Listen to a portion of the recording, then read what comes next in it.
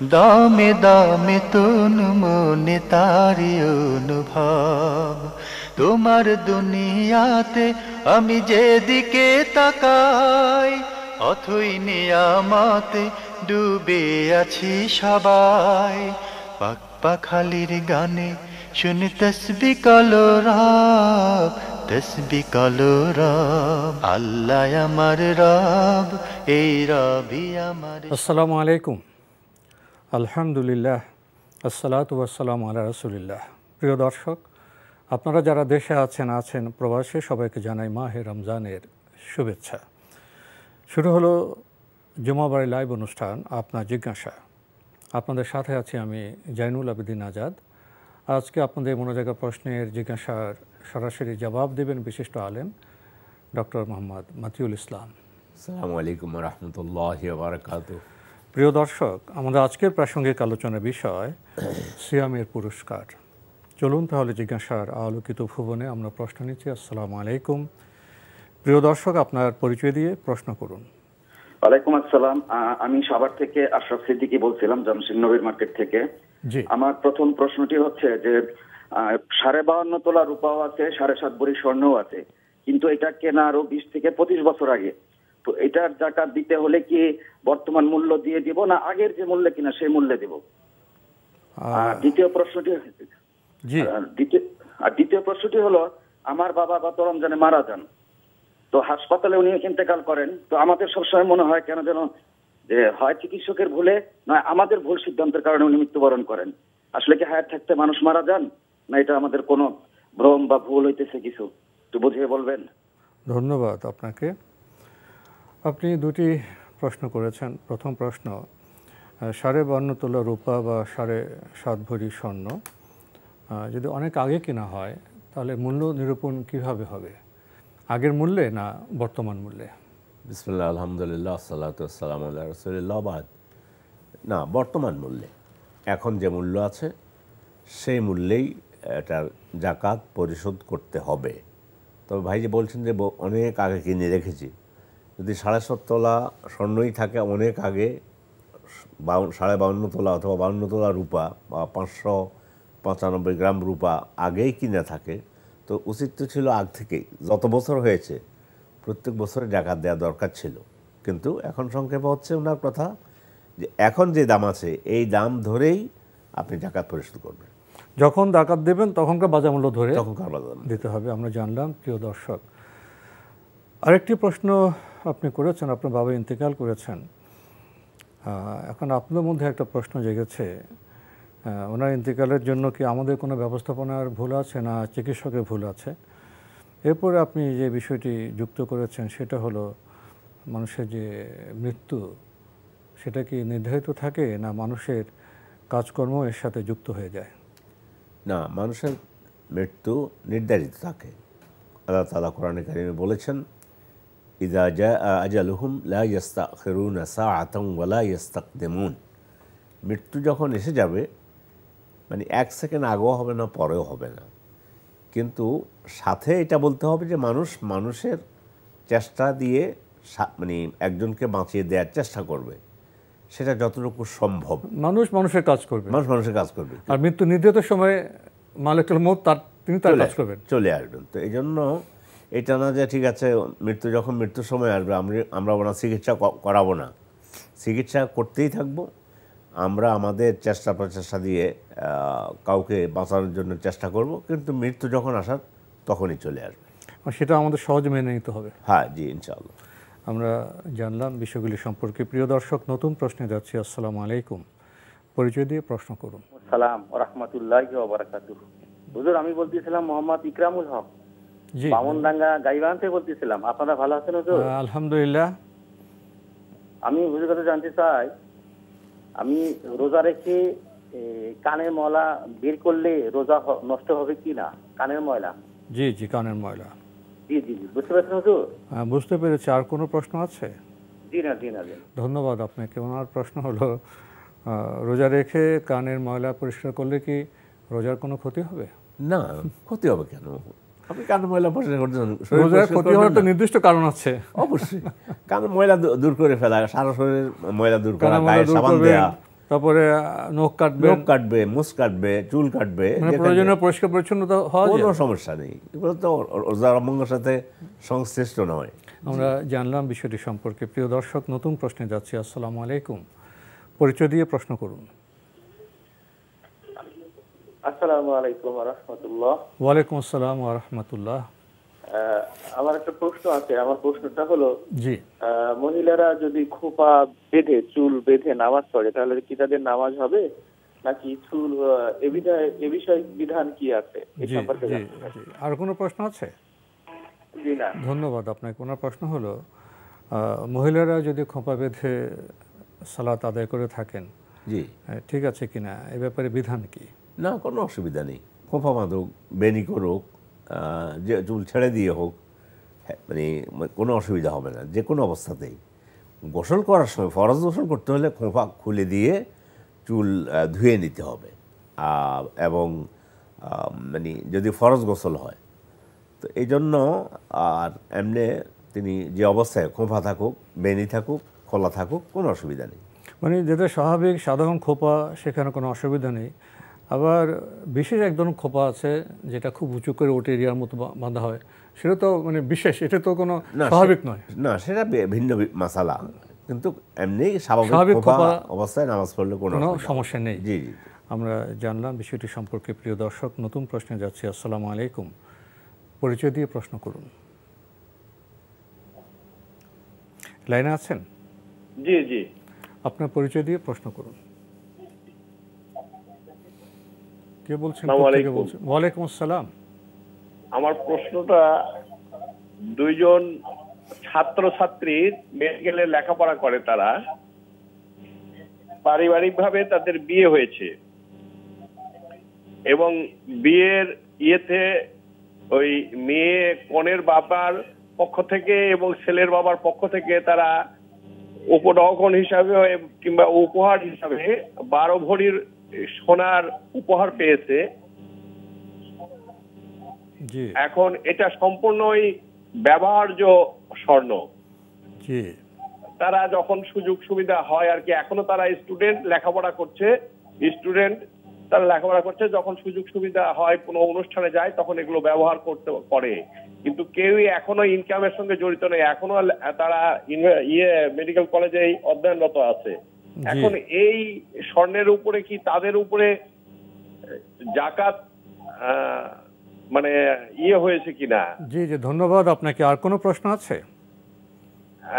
আর একটা প্রশ্ন করতে চাচ্ছি, সেটা হচ্ছে আপনার এই যে কিছুক্ষণ আগেই প্রশ্নটার উত্তর দিয়েছেন যে নখ চুল কাটলে রোজার কোনো ক্ষতি হয় না, কিন্তু একজন ভদ্রলোক এটা নিয়ে খুব মানে বাড়াবাড়ি করতেছে। সে বলতেছে যে রোজা হালকা হয়ে যাবে নখ চুল এগুলো কাটলে, শরীরের অন্য কোনো। যে আপনার প্রশ্ন পেয়েছি, ধন্যবাদ আপনাকে। আপনি গুরুত্বপূর্ণ দুটি প্রশ্ন করেছেন। মেডিকেলে পড়ছেন, বিয়ে হয়েছে তাদের, এবং বিয়েতে তারা উপঢৌকন পেয়েছেন 12 ভরি স্বর্ণ, ব্যবহার্য স্বর্ণ, যেটা গহনা। তো ওরা তো এখন ছাত্র ছাত্রী, কোনো ইনকাম নেই, তো জাকাত কি হবে এর উপরে? সোজা কথা, মানে ছাত্রছাত্রী এখন চলে আসেন বাদ দিয়ে, সোজা কথা হচ্ছে ব্যবহৃত অলংকারের উপরে জাকাত হবে কিনা, এটা হলো মূল প্রশ্ন। এবার মানে উপঢৌকন পাক যেভাবে পাক, মেয়ের কাছে এখন 12 ভরি স্বর্ণ আছে, মেয়ে যার মালিক, কিন্তু ব্যবহারিক স্বর্ণের জাকাত দিতে হবে কিনা এ ব্যাপারে আলেমদের 3টা মত ব্যক্ত করেছেন। মত পার্থক্য আছে। একটা মত হচ্ছে যে জাকাত দেবে, আরেকটা মত হচ্ছে জাকাত দেয়া লাগবে না। সেটা মেডিকেলের ছাত্র হোক, এমনি হোক, পরিবার স্বাভাবিক হোক, হ্যাঁ লাগবে না। ব্যবহারিক চাকরিজীবী হোক, হ্যাঁ চাকরিজীবী হোক, ব্যবহারিক স্বর্ণের জাকাত দেয়া লাগবে না। আরেকটা মত বলছে যে পারলে দিয়ে দেয়া উত্তম। বাক্যটা এইভাবে এসেছে। ফলে আমরা মানে এই জাকাত দেয়া লাগবে না ব্যবহারিক স্বর্ণের, এই পক্ষে স্কলারদের মত বেশি শক্তিশালী, এবং স্কলারদের এই মতটা দিয়েছেন স্কলাররা যে লাগবে না। যেমন ব্যবহারিক গাড়ির জন্য 1 কোটি টাকার একজনের একটা ব্যবহারিক বাড়ি আছে, এই জন্য এই ব্যবহারিক লাগবে না। এটাই হলো অধিকাংশ আলেমদের মত। 3টা মতে বলে দিলাম, তাহলে আলহামদুলিল্লাহ এখন যাদের কিছু না থাকে আর জাকাত এই মতকে ধরে নিয়ে জাকাত না দেয় ইনশাআল্লাহ কোনো ক্ষতি হবে না। আর বিশেষ করে তারা ছাত্রছাত্রী। ঠিক আছে, ওটা ছাত্রছাত্রী যেহেতু একটা মত আছে, জি, জোরালো মত, সেই হিসাবে না একমত অনুসারে ওনাদের উপরে মানে গহনার উপরে জাকাত বর্তাবে না। জি। আমরা অন্য প্রশ্নে যাচ্ছি। ওনার প্রশ্নটি হলো রমজানে রোজা রেখে নখ চুল কাটা ইত্যাদি, তো একজন বলছেন যে এতে রোজা হালকা হয়ে যায়। ভাই আপনি বলছেন যে একজনের বাড়াবাড়ি করতেছে, বলছে হালকা হয়ে যাবে। রোজা হালকা হতে পারে এগুলোর কারণে না, মিথ্যা কথা বলতেছে, মিথ্যা কাজ করতেছে, মিথ্যা কাজকর্মের সাথে জড়িত, রোজাও রাখছে, এগুলোর কারণে রোজা হালকা মানে এই রোজার ফলাফল আশা করা যাবে না। তার মানে মানটা সেভাবে থাকে না, কিন্তু নখ চুল কাটার জন্য হবে না, এটা কোনো ব্যাপার না, পরিচ্ছন্নতার বিষয়। জি জি জি, আমরা জানলাম বিষয়গুলি সম্পর্কে। প্রিয় দর্শক, নতুন প্রশ্নে যাচ্ছি। আসসালামু আলাইকুম, পরিচয় দিয়ে প্রশ্ন করুন। আমি জাকাত সম্পর্কে কিছু প্রশ্ন করছিলাম। কে বলছেন ভাইয়া, কোথা থেকে বলছেন? আমি মোহাম্মদ সাইদুর রহমান বলছিলাম, ঢাকা থেকে। জি বলুন। জাকাত আসলে কোন ধরনের লোককে দিতে হবে এবং কোন ধরনের লোককে দেওয়া উত্তম? আর আরেকটা প্রশ্ন হচ্ছে, জাকাতটা যে ব্যক্তি পাবে ওনার কি ধরনের অসচলতা থাকতে হবে, সেক্ষেত্রে সে জাকাত পেতে পারে? ধন্যবাদ আপনাকে। জাকাত প্রসঙ্গে আপনার প্রশ্ন হলো জাকাত কে পেতে পারেন? গুরুত্বপূর্ণ প্রশ্ন। ভাইয়াকে আগে বলবো, আপনি সূরা তাওবা হাতে কলম থাকলে লিখে নিতে পারেন। সূরা তাওবার 60 নম্বর আয়াত, সূরা আত-তাওবা 60 নম্বর আয়াত। এখানে জাকাতের 8টি খাতের কথা বলা হয়েছে। ইন্নামাস সাদাকাতু লিল ফুকারা ওয়াল মাসাকিন ওয়াল আমিলিন আলাইহা, মানে সদাকা বলতে এখানে জাকাত হচ্ছে ফকির জন্য, মিসকিনের জন্য। ফকির মিসকিনের দুটাই কাছাকাছি অর্থের, মানে নিঃস্ব। তাহলে ফকির, মিসকিন, তারপরে কাউকে ঋণগ্রস্ত ব্যক্তি হলে তাকে ঋণ থেকে উদ্ধার করার জন্য, এবার কেউ মুসাফির হলে, এরপরে হলো কেউ ইসলাম গ্রহণ করেছে তার মনের আকর্ষণ বাড়ানোর জন্য, তার কাছে কি আছে না আছে এটা দেখা দরকার নেই, তাকে জাকাত দেয়া দিতে পারে। তারপরে আল্লাহর পথে জিহাদের জন্য জাকাত দেয়া দিতে পারে। তো আমাদের সমাজে এখন যেটা জাকাত দেয়া হয় সেটা হচ্ছে ফকির মিসকিনকে বেশি দেয়া হয়। ওই 8টা খাত আপনি দেখে নেবেন। ওখানে মুসাফির আছে, তারপর দাস মুক্তি। আমি ওই জন্য কথা দিকে না গিয়ে দাস মুক্তি, যেমন এখন আমাদের বাংলাদেশে আপনি তো দাস পাবেন না, কথার কথায় 8টা খাত ওখানে আছে। তোর মধ্যে যে কোনো এক খাতে আপনি ব্যয় করবেন, হয়ে যাবে। কিন্তু মানে বিশেষ করে আমাদের সমাজে যেটা দিয়ে দেয় সেটা হচ্ছে ফকির এবং মিসকিন, এদেরকে দেওয়া হয়। ঋণগ্রস্ত হয়ে গেছে, আগে টাকা পয়সা ছিল, এখন ঋণ পরিশোধ করতে পারতেছে না, এই টাইপের কেউ হলে তাকে জাকাত দেওয়া যাবে। মুসাফির বিপদে পড়ে গেছে, তার অনেক কিছু বাড়িতে আছে, সফরে গিয়ে হঠাৎ করে নিঃস্ব হয়ে গিয়েছে, কথার কথা ছিনতাইকারীদের হাতে পড়ে হারিয়ে গেল, এই টাইপের এদেরকে জাকাত দেওয়া যাবে। ভাই যেটা জানতে চাচ্ছেন, তাহলে আপনি সূরা তাওবার 60 নম্বর আয়াতটা আমাদের প্রোগ্রাম শেষ হওয়ার পরে একটু দেখে নেবেন, ভালো হবে, অন্য কেউ বলতে পারবেন ইনশাআল্লাহ। আমাদের সমাজে আরেকটা ভুল ধারণা, অনেকে মনে করেন যে মসজিদ নির্মাণে, মাদ্রাসায়, এতিমখানা নির্মাণে জাকাত দেওয়া যাবে, এটা কি? এটা সম্পূর্ণ ভুল। এতিমকে দেওয়া যাবে, কিন্তু এতিমখানা নির্মাণের জন্য জাকাত দেওয়া যাবে না। মসজিদও দেওয়া যাবে না, মসজিদও দেওয়া যাবে না, মাদ্রাসা নির্মাণও দেওয়া যাবে। জাকাতের টাকা দিয়ে মসজিদ করা যাবে না, মাদ্রাসা করা যাবে না, এগুলো করা যাবে না। জাকাত ওই নির্দিষ্ট 8টি খাতে, আর 8টা খাতে আমরা জানলাম বিষয়টি সম্পর্কে। প্রিয় দর্শক, নতুন প্রশ্নে যাচ্ছি। আসসালামু আলাইকুম, পরিচয় দিয়ে প্রশ্ন করুন।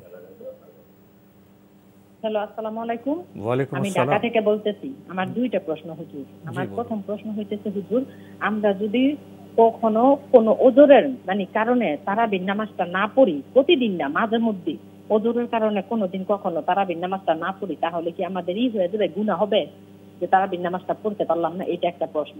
আর দ্বিতীয় প্রশ্নটা হইতেছে হুজুর, আমার মা খালারা 8 বোন 1 ভাই, আপনারা বলছেন আত্মীয়তা সম্পর্ক রক্ষাকারী জান্নাতে প্রবেশ করবে না। তো আমার এক খালা আছে, দেখা যায় ওনারে ফোন দিলে ভালো মন্দ জিজ্ঞেস করার পরে এমন পর্যায়ে কথা বলে মানে ঝগড়া সৃষ্টি হয়ে যায়। তাহলে যদি আমি ওনার সাথে ফোন না দিই, না কথা বলি, তাহলে কি আমার আত্মীয়তা সম্পর্ক মানে রক্ষাকারী হবে না? আরেকটা প্রশ্ন দিবেন হুজুর, ছোট্ট করে বলবো একটু? বলেন। আমি এক মানে ভিক্ষুককে, মহিলা তাকে জাকাতের 1000 টাকা দিয়ে আসতেছি সবসময়। তো গতকালকে আমি তাকে 500 টাকা দিলাম জাকাতে। তার মনটা দেখলাম একটু মানে খারাপ আর কি, সবসময় দিয়ে 1000, কালকে 500 টাকা দিলাম, সেক্ষেত্রে কি আমার জাকাতটা আদায় হয়েছে? এই আরেকটা প্রশ্ন। আপনি জাকাতে 500 টাকা দিয়েছেন তাই না? হ্যাঁ হ্যাঁ হ্যাঁ। ধন্যবাদ আপনার প্রশ্ন পেয়েছি আমরা। আপনি অনেকগুলি প্রশ্ন করলেন। প্রথম প্রশ্ন, তারাবি নিয়মিত পড়েন, কোনো ওজরের কারণে যদি কোনোদিন তারাবি পড়তে না পারেন এতে কি গুনাহ হবে? না, গুনাহ নেই। আপনি এমনি যদি না পড়েন গুনাহ হবে। ওজর ছাড়া যদি এমনি কোনো কারণ না পড়েন তাতে গুনাহ হবে না? গুনাহ হবে না, কিন্তু পড়ার জন্য উৎসাহ দেব। ওজর মানে গুনাহ হবে না, কিন্তু পড়ার জন্য উৎসাহ দিচ্ছি। রাসূল সাল্লাল্লাহু আলাইহি ওয়াসাল্লাম নফল ইবাদত বেশি বেশি করতেন। তো আমাদের আয়েশা বললেন, রমজানের তারাবি, আমাদের আয়েশা বললেন, ইয়া রাসূলুল্লাহ, আপনি এই যে অনেক সময় সালাত আদায় করতে করতে পায়ে রস ভর করে পা ফুলে যেত, তো বললেন জি আয়েশা, আফালা আকুনু আবদান শাকুরা, আয়েশা আমি কি আল্লাহ তাআলার কৃতজ্ঞ বান্দা হব না? তো এই দৃষ্টিকোণ থেকে পড়ার চেষ্টা করবেন, কিন্তু না পড়ার কারণে গুনাহ হবে না, কিন্তু বিশাল ফজিলত থেকে বঞ্চিত হব। ফজিলত থেকে বঞ্চিত হবে। আমরা জানলাম বিষয়টি সম্পর্কে। প্রিয় দর্শক, আরেকটি প্রশ্ন করেছেন আপনাদের অনেক ভাই বোন। আপনি একজনের কথা বলেছেন যে কথা বললে ঝগড়া হয়ে যায়, এটা হয়ে যায়, সেটা হয়ে যায়, ব্যবহার ভালো না। তো এখন ঝগড়া ইত্যাদি থেকে যদি মুক্ত থাকতে চাই, কথা না বলি, এতে কি আত্মীয়তার সম্পর্ক ছিন্ন হলো? জি না, আপনি কথা বলবেন, সালাম দেন। ওনার মতো খালার কথা না কারো কথা বলেছিল, খালা হোক খালু হোক, আত্মীয়তার সম্পর্ক যদি থাকে, যে বর্জন করেছে সে করুক, আপনি আত্মীয়তার সম্পর্ক রাখুন। মানে মন্দ ব্যবহারের বিপরীতে ভালো ব্যবহার তো ভালো ব্যবহার। ইদফা বিল্লাতি হিয়া আহসান, উত্তম দিয়ে খারাপকে আমরা প্রতিহত করব। এটা মানে অত মাখামাখির দরকার নেই, সৌজন্য আলাপ, দেখা হলো সালাম দিলেন, কেমন আছেন। উনি যদি এমনও হয় যে সালাম দিলে সালাম উত্তর দেয় না, তারপর আপনি সালাম দেন, ভাই কেমন আছেন, খালাম্মা কেমন আছেন, ভাই, তারপর আপনি এগুলো বলে যান। আত্মীয়তার সম্পর্ক ছিন্ন করবেন না। হাদিসের মধ্যে এসেছে, রাসূলুল্লাহ সাল্লাল্লাহু আলাইহি ওয়াসাল্লাম বলেছেন, আফশুস সালাম ওয়া আত'আমুত তাআম ওয়াসিলুল আরহাম ওয়াসাল্লু বিল-লাইলি ওয়ান-নাসু নিয়াম তাদখুলুল জান্নাতা বিসালাম। তোমরা বেশি বেশি সালাম দাও, মানুষকে খাবার দান করো এবং আত্মীয়তার সম্পর্ক বজায় রাখো। আর হলো আর বেশি বেশি সালাম দাও। ওর 4টা কথা বলেছে। তাদখুলুল জান্নাতা বিসালাম, শান্তিতে জান্নাতে প্রবেশ করতে পারবে সহজে। একটা বোধহয় যারা সব ঘুমিয়ে থাকে তখন তুমি রাতে নামাজটা পড়ো। ওয়াসাল্লু বিল-লাইলি ওয়ান-নাসু নিয়াম, মানুষ যখন ঘুমিয়ে থাকে তখন তুমি সালাত আদায় করো। এটা আল্লাহ রাসূল সাল্লাল্লাহু আলাইহি ওয়াসাল্লাম বলেছেন। তো এদিক থেকে আপনি যিনি আপনার আত্মীয়, নিকট আত্মীয়, রক্ত সম্পর্কীয় আত্মীয়, তিনি সম্পর্ক ছিন্ন করলেও আপনি আর সম্পর্ক রাখেন, অন্তত সৌজন্যমূলক আচরণটা করুন। আলহামদুলিল্লাহ।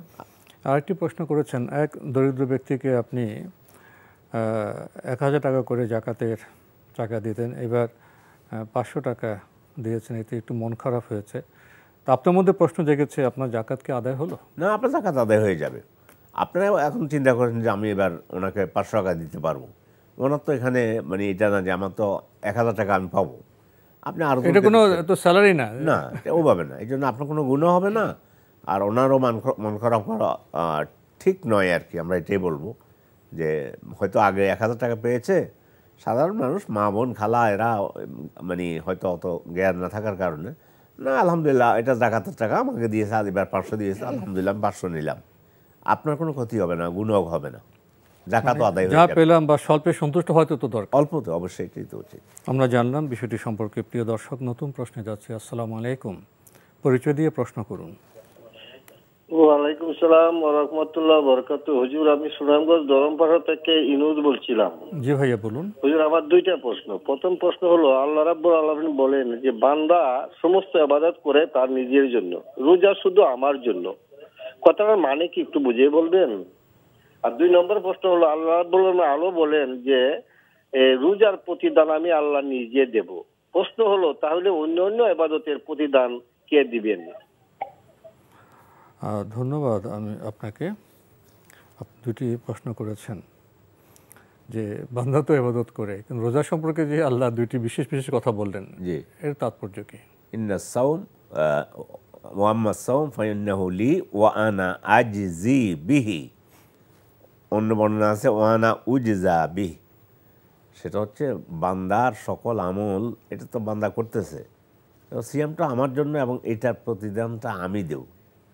এটার ব্যাখ্যাটা হচ্ছে এই, আহলে ইলম এটা বলেছেন, আমাদের সকল আমলই আল্লাহর জন্য, আমাদের একটা মিষ্টি হাসিও আল্লাহর জন্য, এবং এটার সব আল্লাহই দিবে, এটার সব পাবো। এখানে বিশেষভাবে বলা হলো, বিশেষভাবে বলা হয়েছে এই জন্য, কেউ কেউ ব্যাখ্যা দিয়েছেন এভাবে যে যে কোনো আমল করুন, আপনি সালাত আদায় করেন আরেকজন দেখতেছে, যে আমাদের উপস্থাপক সালাত আদায় করতেছে, যাকাত দেন আরেকজন দেখতেছে, হজ করেন আরেকজন দেখতেছে, কিন্তু সওমটা কেউ দেখতেছে না, রাখলেন কি রাখলেন না এটা একমাত্র আপনি জানেন। ফলে বিষয়টাকে আল্লাহ গুরুত্ব দেওয়ার জন্য যে এই বিষয়টা আমার বান্দা সাথে আমার সাথে এত গোপনে রিলেটেড, বান্দা খেয়েটে ঘরের ভিতরে আয়সা বলতে পারে আমি রোজা রেখেছি, কারো বলার সুযোগ নেই যে না উনি রাখেন নাই। তো এই গোপনীয়তা, এই যে আবাদতটা এত স্বচ্ছ, এখানে কোনো রিয়ার কোনো নাম গন্ধ নেই, একমাত্র আল্লাহর জন্য, একমাত্র আল্লাহর জন্য। তো আল্লাহ বললেন যে আমি তার এই সওয়াবটা আমি হয়ে, এক বর্ণনা হচ্ছে আমি দেব, আরেক বর্ণনা হচ্ছে আমি নিজে এর প্রতিদান। তো যাই হোক, এই জন্য ওই গোপনীয়তার কারণে রিয়ার কোনো লেশ মাত্র এর সাথে থাকে না, শুধুই আল্লাহর জন্য, আল্লাহর জন্য। এই কারণে আসলে এইটা বিশেষভাবে বলা, বিশেষ গুরুত্ব দিয়ে বলা। নইলে আমাদের সকল ইবাদত আল্লাহর জন্য, সকল ইবাদত সব আল্লাহ দেবেন ইনশাআল্লাহ, সেগুলো থেকে আল্লাহ আমাদেরকে মাহরুম করবেন না। আমরা জানলাম বিষয়টি সম্পর্কে। আমাদের আজকের প্রাসঙ্গিক আলোচনার বিষয় সিয়ামের পুরস্কার, এ বিষয়ে কিছু বলবেন? সিয়াম, আল্লাহ তাআলা তো আমাদের উপর সিয়াম ফরজ করেছেন, ইয়া আইয়ুহাল্লাযীনা আমানু কুতিবা আলাইকুমুস সিয়াম কামা কুতিবা আলাল্লাযীনা মিন ক্বাবলিকুম লাআল্লাকুম তাত্তাকুন। সিয়াম ফরজ করা হয়েছে। তো ফরজ করে আল্লাহ রাব্বুল আলামিন তিনি সিয়ামের মানে সওয়াবটার ব্যাপারে আল্লাহ রাসূল হাদিসের মধ্যে এসেছে, হাদিসে কুদসি, যে আস-সাওমু লি ওয়া আনা আজজি বিহি, সিয়াম আমার জন্য আর আমি নিজেই তারকে এ পুরস্কার দান করব। যেহেতু হাদিসে কুদসি আল্লাহ নিজে বলতেছেন, তো এই জন্য এর চাইতে এই পুরস্কার আল্লাহ নিজে দিবেন, তাহলে আমার অন্যান্য আমার সালাতের পুরস্কারকে দিবে, আল্লাহ তাআলাই দিবেন। কিন্তু বান্দা যেহেতু আল্লাহর জন্য একনিষ্ঠ হয়ে এই ইবাদতটা পালন করতেছে, প্রত্যেক আমলেই একনিষ্ঠ হওয়া উচিত, মুখলেস হওয়া উচিত, নিয়তটা বিশুদ্ধ হওয়া উচিত। তো কোনো ইবাদত হলো না এটা, বা অন্যান্য ইবাদত মানুষ প্রত্যক্ষ করতেছে, দেখতেছে, একজনে ভালো একটা কাজ করেছে, একটা মসজিদ করে দিয়েছে, দেখলো অমুক ব্যক্তি এই মসজিদটা করে দিয়েছেন, এটা দেখার বিষয়। কিন্তু সওমটার বিষয়টা হচ্ছে, সওমের এই ইয়েটা, কাজটা আল্লাহর মধ্যে আর বান্দার মধ্যেই সীমাবদ্ধ, কেউ জানে না। যদি সে খেয়ে দেয়ে পান করে এসে বল যে আমি রোজা রেখেছি, বলতে পারে, কেউ জানে না। আর সত্যিকার অর্থে সিয়াম পালন করতেছে, আলহামদুলিল্লাহ রাব্বিল আলামিন। ইমাম ইবনে কাসির রাহিমাহুল্লাহ তিনি তার তাফসিরে ইবনে কাসিরের মধ্যে মানে ওই রাতের সলাতের কথা ব্যাখ্যা দিতে গিয়ে আল্লাহ এভাবে বলছেন, তাতাজাফা জুনুবুহুম আনিল মাদাজা ইয়াদউনা রাব্বাহুম খাউফান ওয়া তামা মিম্মা রাযাকনাহুম ইউনফিকুন। লম্বা আয়াত, যে তারা রাতে উঠে গোপনে সলাত আদায় করে, কেউ দেখে না। তো ইবনে কাসির এখানে বলতেছেন, আয়াত শেষ হয়েছে এভাবে, ফালা তা'লামু নাফসুম মা উখফিয়া লাহুম মিন কুররাতি আয়ুনিন জাযাআন বিমা কানু ইয়ামালুন। কোনো আত্মা জানে না তার জন্য আল্লাহ কি নিয়ামত গোপন করে রেখেছেন। তো উনি বলতেছেন, বান্দা যেমন গোপনে গোপনে উঠে ইবাদত করে, আল্লাহ রাব্বুল আলামিনও তার জন্য স্পেশাল গোপনে তার জন্য অনেক নিয়ামত রেখে দিয়ে, যেন একটা সারপ্রাইজ। তো অনুরূপভাবে সিয়ামটা তাকওয়া, মানে তাকওয়ার জন্য, তাকওয়া অর্জনের মাস, এবং সত্যিকার অর্থে সিয়াম পালন করে যদি আমরা করতে পারি, তাহলে আমাদের এই সিয়াম, প্রত্যেকের সিয়াম সম্পর্কে সে নিজেই জানে যে আমি যে সিয়াম পালন করতেছি, সাথে আরেকজন আছে সিয়াম পালন করে নাই, কেউ এখানে পরীক্ষা করে বলতে পারবে না যে ইনি সিয়াম পালন করে নাই আর ইনি সিয়াম পালন করেছেন, এটা দেখার বিষয় না। তো এই জন্য রব্বুল আলামিন হাদিসে কুদসিতে এটা এসেছে, আমি বান্দাকে তার সওয়াবটা আমি দেব। আরেক হাদিসে এসেছে যে বনি আদমের প্রত্যেকটি আমল 10 থেকে 700 গুণ বৃদ্ধি করা হয়, কিন্তু সিয়ামেরটা হলো না, সিয়াম এটা আমার জন্য, তার মানে বান্দার সাথে আমার যে সম্পর্ক, গোপন সম্পর্ক, সে আমাকে ভয় করেই সিয়াম পালন করতেছে। এটা আমার হাতে রেখে দিলাম স্পেশাল। এটা 700 গুণের বেশি হতে পারে, 700 গুণের বেশি হতে পারে। আমরা খুব গুরুত্বপূর্ণ বিষয় জানলাম। প্রিয় দর্শক, দেখছিলাম এনটিভি আয়োজিত এবং লাভ হলো নিবেদিত অনুষ্ঠান। আপনার জিজ্ঞাসা আমরা প্রশ্ন নেব। আসসালামু আলাইকুম, পরিচয় দিয়ে প্রশ্ন করুন।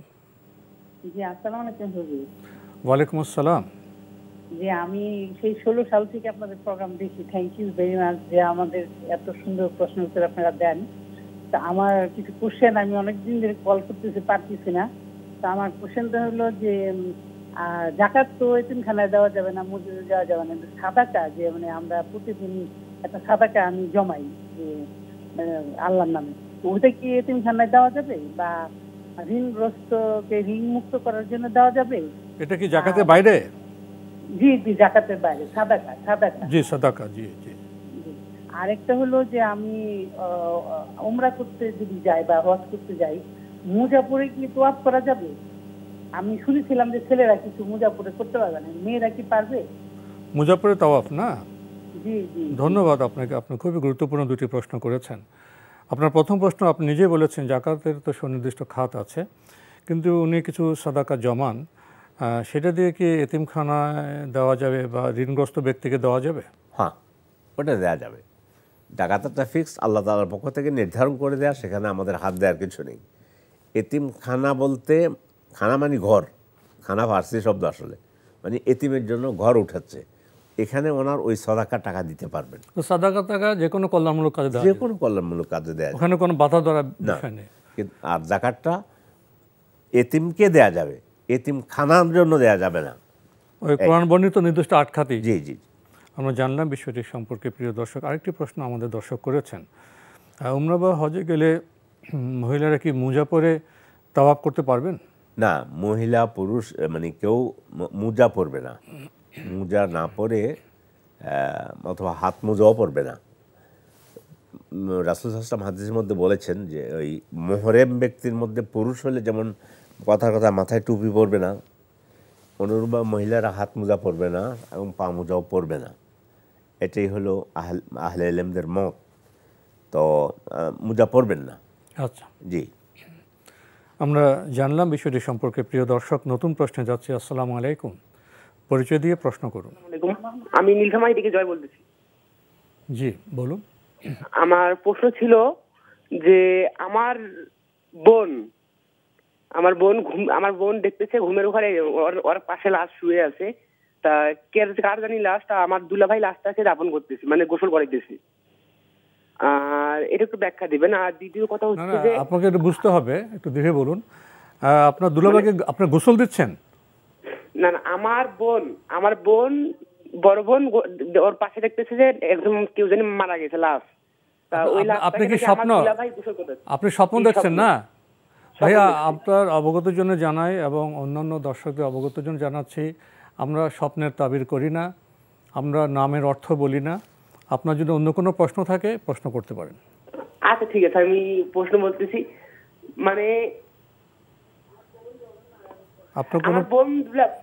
আমার বোন দুলাভাই মারা গেছে রোড অ্যাক্সিডেন্টে, এটা কি অনেকেই বলে? আপনি তো স্বপ্নের কথা বলছেন তাই না? না, স্বপ্নের কথা না, আমি বলতেছি আমার বোন দুলাভাই বাস্তবে মারা গেছেন রোড অ্যাক্সিডেন্টে। আচ্ছা, অ্যাক্সিডেন্ট মারা গেছেন, জি। হ্যাঁ, আর অনেকেই বলে নাকি জান্নাতবাসী যাবে না, ওরা কি জান্নাতবাসী যাবে? অনেক কি বলে এরা জান্নাতে যাবে না? হ্যাঁ, অনেকেই বলে জান্নাতে যাবে না। আর তার দুটা বাচ্চা আছে ছোট ছোট, ওরা কি জান্নাতে যেতে পারবে? আচ্ছা, ধন্যবাদ আপনাকে। আসলে মানুষ তো কথা বলে, সব কথা কি সঠিক বলে? আপনার বোন দুলাভাই রোড অ্যাক্সিডেন্টে ইন্তেকাল করেছেন, কেউ কেউ বলছেন ওনার জান্নাতে যাবে না। ওনারা কি জান্নাতে যেতে পারবেন না? কেন? ওনাদের আমল না, যারা বলছে যে জান্নাত, তারা কি গায়েব জানে? তাদের এই কাজটা কি গুনার কাজ না? গুনার কাজ মানে কি? এ ধরনের কথা বলবে কেন? মানে ফালতু কথা, ফাও কথা। রোড অ্যাক্সিডেন্ট করে মারা গেলে জান্নাতে যাবে না, এমন কথা তো। অ্যাক্সিডেন্টে মারা যাওয়ার জন্য তো সুসংবাদও আছে। হ্যাঁ, বরং সুসংবাদ থাকতে পারে, বলা যেতে পারে যে আল্লাহর রহমত ইনশাআল্লাহ হয়তো বা আল্লাহ তাআলা এর মাধ্যমে তাদেরকে জান্নাত দেবেন।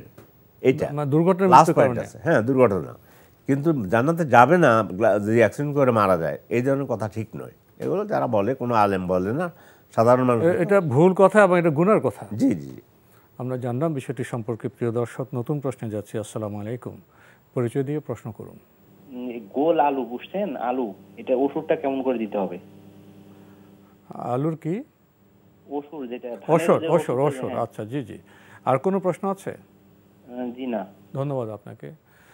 গোল আলু তো আমাদের খুব একটি জনপ্রিয় খাদ্য। জি, আমাদের ভাইকে ধন্যবাদ, উনি ওষুধ প্রসঙ্গে কথা বলেছেন। আমাদের সমাজে তো আজকাল ওষুধ নিয়ে তেমন চর্চা হয় না। ওষুধ যে জাকাতের একটি ফর্মেট, এটা আমরা জানিও না বোধহয়। জানিও না এটা।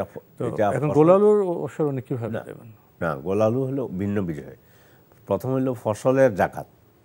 ফসলের জাকাত, এটা আপনি যেটা বলেছেন যে আমাদের সমাজে এটার প্রচলন যেমন কি নেই, না, এটাও জাকাতের মতো একটা গুরুত্বপূর্ণ বিষয়। কিন্তু সেটা হচ্ছে যেই ফসল শুকিয়ে ঘরে রাখা যায়, সংরক্ষণ করা যায়, যেমন ধান, গম, যব, ভুট্টা ইত্যাদি, এগুলোর উপরে পরিমাণ যদি কেউ 17-18 বলছে, কেউ বলেছে 22-23 মণ যদি হয়ে যায়, তার উপরে ওষর আসবে। যদি এটা, তাও এখানে দুই ভাগ, একটা হলো 10 ভাগের 1 ভাগ, সেটা হলে যদি কোনো পানি সেচ এগুলো দিতে না হয়, প্রাকৃতিকভাবে হয়ে যায়। তো ওই ধরনের জমি আমার মনে হয় যে বাংলাদেশে কোথাও আছে বলে 2-1টা জায়গা আমি দেখে আসছি। তাইলে সেখানে আসবে 20 ভাগের 1 ভাগ। কিন্তু আলুটা, এটার উপরে জাকাত আসবে না। আলু শুকিয়ে ঘরে রাখা যায় না, পচনশীল। এটা বিক্রি করে যে টাকা আসবে সেই টাকার উপরে জাকাত দেয়। তাহলে আলু পচনশীল হওয়ার কারণে, যেটা কারণে অনেক বেশি হয়ে যায়, বিক্রি করার যে টাকা থাকবে, জি, সে টাকার উপর এটাকে 1 বছর পূর্ণ হতে হবে। ওই টাকার উপর 1 বছর পূর্ণ হতে হবে। তাহলে আলু বিক্রির লব্ধ যে টাকা, সেটা যদি খরচ করার পর 1 বছর পরে যদি জাকাত পরিমাণ থাকে, তাহলে দিবে, জাকাত দিতে হবে। জি, আমরা খুব স্পষ্টভাবে বিষয়টি সম্পর্কে জানলাম। প্রিয় দর্শক, নতুন প্রশ্নে যাচ্ছি। আসসালামু আলাইকুম, পরিচয় দিয়ে প্রশ্ন করুন। জি, আমার বাড়ি আশুগঞ্জ। আমি একটা প্রশ্ন করতেছিলাম। জি, প্রশ্ন করুন। জি, নামাজে গিয়ে দুনিয়াবি চিন্তা আসলে নামাজ কি হবে? নামাজে চিন্তা না, আর কোনো প্রশ্ন আছে? না না, ধন্যবাদ আপনাকে। ঠিকই বলেছেন যে নামাজে গেলে অনেকের মধ্যে অনেক চিন্তা এসে যায়। তো ওনার প্রশ্ন হলো, নামাজের সময় যদি অন্য চিন্তা চলে আসে, তাতে কি নামাজ হবে? আলহামদুলিল্লাহ, অসুবিধা নেই। সাহাবারা এই প্রশ্ন রাসূলকে জিজ্ঞাসা করছেন। কোরআনের আয়াত নাজিল হলো, লিল্লাহি মা ফিস সামাওয়াতি ওয়া মা ফিল আরদ ওয়া ইন তুবদু মা ফি আনফুসিকুম আও তুখফুহু ইউহাসিবকুম বিহিল্লাহ। তোমাদের অন্তরে যা আসে বা যা গোপন করো, গোপনে যেটা হয়, এগুলো আল্লাহ হিসাব করবেন। তখন তো সাহাবারা বললেন, আমরা তো বাঁচতেই পারবো না, কত কিছুই আমাদের মনে আসে। তখন আল্লাহ তাআলা তিনি আয়াত নাজিল করলেন, 2টা, লা ইউকাল্লিফুল্লাহু নাফসান ইল্লা ওয়াসাহা। আল্লাহ বান্দাকে তার সাধ্যের বাইরে কোনো কিছুর জন্য ধরবেন না। এখন মনে কিছু চলে আসে, না আসার জন্য চেষ্টা করব, তারপরও কিছু এসে গেলে আপনার নামাজ হবে না এটাও আমরা বলবো না। এসে গেলে আবার নামাজে মনোযোগ দেবেন, নামাজে মনোযোগ নিয়ে আসবেন। মন অন্যদিকে চলে গেল, কিন্তু ইনশাআল্লাহ এই কারণে আপনার নামাজ যে মানে আদায় হবে না বা এইটা না, এবং নামাজে সওয়াব পাওয়া যাবে না এটাও বলা যাবে না। সওয়াবও পাবেন ইনশাআল্লাহ। তবে আবারও যেটা আপনি স্মরণ করে দিয়েছেন, আমরা চেষ্টা করব আল্লাহমুখী থাকার জন্য, নামাজের দিকে মনটা রাখার জন্য। এই জন্য আখিরাতের চিন্তা যদি মনে বেশি বেশি আনা, তার নামাজের অর্থগুলো জানি, আমরা অর্থগুলো জানা, এইভাবে সালাতের প্রতি আমরা মানে একনিষ্ঠ হতে পারবো। কোরআনে কারীমে আল্লাহ বলছেন, কাদ আফলাহাল মুমিনুন আল্লাযীনা হুম ফি সলাতিহিম খাশিউন। ওইসব মুমিনরা সফলকাম হয়ে গিয়েছে যাদের সলাতে তারা বিনয়ী। তো সলাতে বিনয়ী হওয়ার চেষ্টা করব, কিন্তু কিছু মনে আসলে এই কারণে কোনো ক্ষতি হবে না। তাহলে কিছু মনে আসলে আবার আমাদের ফিরে আসবো, হতাশ হওয়ার কারণ নেই। না, মানুষ তো আমরা, নানা সীমাবদ্ধতা আছে, জি, কিন্তু আমরা ওখানে কিছু চিন্তার মধ্যে ডুবে থাকবো না, ফিরে এসে আবার সালাতেই চলে আসবো। আমরা জানলাম বিষয়টি সম্পর্কে। প্রিয় দর্শক, নতুন প্রশ্নে যাচ্ছি। আসসালামু আলাইকুম, পরিচয় দিয়ে প্রশ্ন করুন। আপনার জিজ্ঞেস করবেন লাইনে থাকলে প্রিয় দর্শক পরিচয় দিয়ে প্রশ্ন করুন। জি, হ্যালো, আমরা আপনাকে শুনতে পাচ্ছি। কোত্থেকে কে বলছেন ভাইয়া? জি, আসসালামু আলাইকুম। ওয়ালাইকুম আসসালাম। আপনি একটু প্রশ্ন করতেছিলাম, জাকাত কি জাকা হয়, জাকাত টাকা জাকা হয়, আমার 50,000 টাকা জাকাত, এই টাকাটা কি আমি যাকে দিব বিকাশে খরচ দিয়ে দিতে হবে? যাকে দেবেন তাকে বিকাশে খরচটা দিয়ে দিব, নাকি উনি তো আমার কাছে টাকা পাবে না, কিন্তু আমি তো টাকা দিতে আমার মন মতো। বিকাশের খরচ না? আচ্ছা, ধন্যবাদ আপনাকে। আর কোনো প্রশ্ন আছে? ধন্যবাদ। খুব একটা জীবনঘনিষ্ঠ প্রশ্ন করেছেন। জাকাতে তাকে একদম পাঠাবেন, তো পাঠাতে গেলে তো বিকাশের খরচ হবে, তো বিকাশের খরচটা কি উনি বহন করবেন? দিয়ে দেওয়া উত্তম, না দিলেও আপনি কথা মানে জাকাতের টাকা তো পৌঁছাবার দায়িত্ব যিনি জাকাত দেবেন তার। হ্যাঁ, তাহলে পৌঁছাবার দায়িত্বে যে খরচটা হবে সেটা তো তারই হবে। তারই বিজয় দিয়ে দেয় উত্তম, সাথে খরচটা আর কি দিয়ে দিবেন। জি, আমরা জানলাম বিকাশে যে টাকা পাঠাবেন খরচটা তিনি দেবেন। আমরা নতুন প্রশ্নে যাচ্ছি। আসসালামু আলাইকুম, পরিচয় দিয়ে প্রশ্ন করুন। আমি রাজশাহী থেকে বলছিলাম। জি বলুন, কে বলছেন? আমি রাজশাহী থেকে বলছিলাম, মোহাম্মদ হাবিবুর রহমান সরকার। আমার একটা প্রশ্ন আছে। জি, আমার প্রশ্নটা হচ্ছে যে আমি চাকরি করি এবং আমি নিজে কামাই করি আর কি, যেটা অর্থ সঞ্চয় করি আর কি। তো এই টাকা থেকে যদি আমার স্ত্রী দান করে, তাহলে এই টাকার সওয়াবটা, অর্থাৎ দানের সওয়াবটাকে আমার স্ত্রী অংশীদার হবে কিনা? আপনার টাকা তো স্ত্রী আপনাকে জানিয়ে দান করে, তাই না? হ্যাঁ হ্যাঁ, অবশ্যই। আচ্ছা, আপনাকে আর কোনো প্রশ্ন আছে? না। সুন্দর প্রশ্ন করেছেন। উনি চাকরি করেন, উনি উপার্জন করেন, স্ত্রী বেচারি তো উপার্জন করেন না। এখন ওনার টাকা থেকে যদি স্ত্রী ওনার জ্ঞাতসারে দান করেন, তো সবটা কে পাবেন? আলহামদুলিল্লাহ, সব আল্লাহ দুজনকে দিয়ে কি আল্লাহর ওখানে কোনো অভাব আছে নাকি? সম্পদ আপনার স্ত্রী আপনার অনুমতি নিয়েই দান করতেছে, দানে যে ইবাদতটা করলেন, এই জন্য রব্বুল আলামিন দুজনকেই আপনাদেরকে মানে দান এবং পুরস্কার দিয়ে আল্লাহ তাআলা ধন্য করবেন কিয়ামতের দিন ইনশাআল্লাহ। আল্লাহর কাছে কোনো কমতি নেই। আমরা জানলাম শায়েখ থেকে আপনারা উভয় সওয়াবের অধিকারী হবেন। সুন্দর বার্তা। আমরা নতুন প্রশ্নে যাচ্ছি। আসসালামু আলাইকুম, প্রিয় দর্শক, আপনার পরিচয় দিয়ে প্রশ্ন করুন। আমি রাজশাহী থেকে নাহার বলছিলাম। জি বলুন। আমি জাকাত সম্পর্কে একটু প্রশ্ন করতে চাচ্ছিলাম। জি বলুন। আমার একটা ডিপিএস আছে 10 বছরের, এই মাসে পূর্ণ হলো ডিপিএসটা, এখনো টাকা উঠাইনি, 10-12 দিন পর টাকাটা উঠাবো, সেটা কি জাকাত দিতে হবে? ওই টাকাটা আপনার লক্ষ টাকা ডিপিএস তো এই মাত্র পূর্ণ হলো না? হ্যাঁ হ্যাঁ, পূর্ণ এই মাসে হয়ে যাবে। জি, টাকা কি আপনি পেয়েছেন হাতে? না, আমি হাতে পাইনি। এই মাসে পাবেন? হ্যাঁ। তো এর জাকাত কিভাবে দিবেন, তাই তো? হ্যাঁ হ্যাঁ, এই টাকাটা কি আমি এই মাসে পাবো, কিন্তু আমাকে কি এখন ওই টাকাটা আমি যখন উঠাবো, উঠানোর পর কি আমাকে ওইটার জাকাত দিতে হবে? যে আপনার প্রশ্ন স্পষ্ট হয়েছে। আপনার কি আর কোনো প্রশ্ন আছে? না না, এই একটাই। ধন্যবাদ আপনাকে। আমাদের বোন ডিপিএস এর অর্থ রেখেছেন, এই মাসে সেটা পূর্ণ হবে, এই মাসে হয়তো তিনি টাকাটা পাবেন। তো টাকাটা পেলেই কি ওনাকে জাকাত দিতে হবে? হ্যাঁ, যেহেতু উনি এই মাসে পাচ্ছেন, এক নম্বর হলো জাকাত, মানে ওনার টাকার পরিমাণ তো আমরা বলতে পারবো না, সেটা যে জাকাতের পরিমাণ নেসাব পরিমাণ হয়, তাহলে ডিপিএস আছে 50,000 টাকা, এই ডিপিএসের উপর তো জাকাত আসবে না। ওনার ওই টাকা যদি জাকাতের নেসাব পরিমাণ যায় আর এই মাসে তিনি পেয়ে যাবেন, এটা নিশ্চয় শিওর, তাহলে রমজানের ফজিলত ধরার জন্য উনি ওই টাকা জাকাত দিয়ে দিলে রমজানের ফজিলতও পাবেন। আর ওই যে একটু আগে দিয়ে দিচ্ছেন, হাতে আসার আগেই দিয়ে দিচ্ছেন, গরিবের হক একটু আগে দিয়ে দেওয়া উত্তম, কিন্তু ধরে রাখা গরিব পাবে কথার কথা রমজানের 2 মাস আগে। এই জন্য জাকাত কিন্তু চলমান একটি প্রক্রিয়া, এটা আমরা অনেকে জানি না। তো রমজানের 2 মাস আগে জাকাত ফরজ হয়েছে টাকার উপরে, তাইলে রমাদানের ফজিলতের জন্য গরিবের অধিকার আমি ধরে রাখতে পারবো না। কিন্তু আপু যেটা বলেছেন সেটা হচ্ছে আমি আরও 10 দিন পরে, 1 মাস পরে পাবো, এখন দিয়ে দিলে, হ্যাঁ, যদি এই টাকা নেসাব পরিমাণ হয় তাহলে আপনি এই টাকা জাকাত দিয়ে দেন, তাইলে রমজানের ফজিলত পাইলেন আর গরিবের হক গরিবের কাছে চলে গিয়েছে। আগামী বছর আপনি যদি এই টাকা আপনার উনিতে এই মাসে টাকাটা পাবেন, তো ওনার এই টাকার ক্ষেত্রে কি 1 বছর পূর্ণ হওয়ার শর্ত যুক্ত হবে না? না, এটা তো এমনি তো ওনার টাকা তো আছেই, এটা তো তো মানে ডিপোজিট নিয়ে যে কথা বলছেন সেটা যদি জাকাতের পরিমাণ হয়ে থাকে আর আমি যখনই চাওয়া মাত্রই আমার টাকা আমি পেয়ে যাব, তখন তাহলে ডিপিএস এর ক্ষেত্রে যখন পাবেন তখন জাকাত দিবেন। জি, আমরা জানলাম বিষয়টি সম্পর্কে। প্রিয় দর্শক, নতুন প্রশ্নে যাচ্ছি। আসসালামু আলাইকুম, পরিচয় দিয়ে প্রশ্ন করুন। আসসালামু আলাইকুম, আমি দিনাজপুর থেকে মোহাম্মদ ইউনুস আলী বলছিলাম। ওয়ালাইকুম আসসালাম, জি প্রশ্ন করুন। আমার প্রশ্নটা হইলো যে আমার বোন আমার কাছ থেকে মানে আমাদের 3 ভাই আমরা, তো আমাদের কাছ থেকে এক এক 4 বোন 3 ভাই, তো 700 করে মাটি আমাদের বোনগুলো পাবে। আপনার 4 বোন 3 ভাই, এই তো? জি, তো 700 করে মোট যেটুক বাপ মানে অবশিষ্ট রাখছে লিখে দেওয়ার পরে ওগুলা মানে বাপের নামে বা মায়ের নামে আছে, তো ওগুলাতে কিন্তু 700 মাটি মোট টোটাল 700 পাচ্ছে এক একটা বোন। জি, তো আমি আমার বোনের সঙ্গে কথা হয়েছিল যে আমাকে 500 মাটি তুমি বেচা দিবা আর 200 মাটি তোমাকে দান করবো,